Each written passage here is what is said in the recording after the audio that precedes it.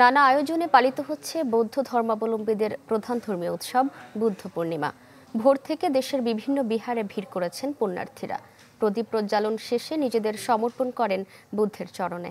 এছাড়া বুদ্ধ স্নান, বুদ্ধ পূজা, পঞ্চশীল, অষ্টশীল প্রার্থনা, বুদ্ধমূর্তি দানের পর যোগ দেন সমবেত প্রার্থনায়। এ সময় দেশ জাতির মঙ্গল কামনা করেন ভক্তরা।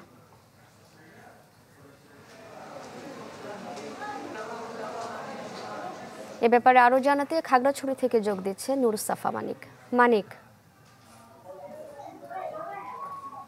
রেনু, শুভ বুদ্ধ পূর্ণিমা উপলক্ষে খাগড়াছড়ির বুদ্ধ বিহারে সকাল থেকে আনুষ্ঠানিকতা ছিল। আমি এখন আছি খাগড়াছড়ি শহরের মারমা সম্প্রদায়ের ঐতিহ্যবাহী একটি বুদ্ধবিহার, ইয়ংডো বুদ্ধ বিহারে।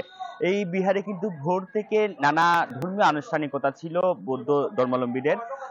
এখন 11টার পর, অর্থাৎ এই যে আজকের যে সকাল থেকে আনুষ্ঠানিকতা সেটি শেষ হয়েছে। আমি যদি একটু দেখানোর চেষ্টা করি, পুরো বিহার প্রাঙ্গণে কিন্তু এখন একটু ফাঁকা রয়েছে এবং সকাল থেকে এই বিহারের বিভিন্ন স্থানে কিন্তু মানুষের সমাগম ছিল এবং বুদ্ধ পূজা থেকে শুরু করে নানা রকম ফুল ফল দিয়ে বুদ্ধের প্রার্থনা, বাতি প্রজ্বলন সহ নানা আনুষ্ঠানিকতা ছিল আজকে এই বিহারে।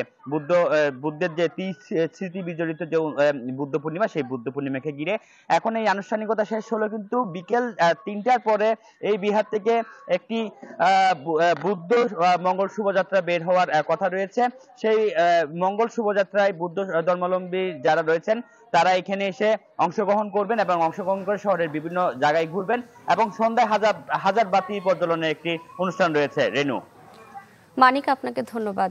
দর্শক, বুদ্ধ পূর্ণিমা উদযাপন সম্পর্কে জানছিলাম খাগড়াছড়ি থেকে।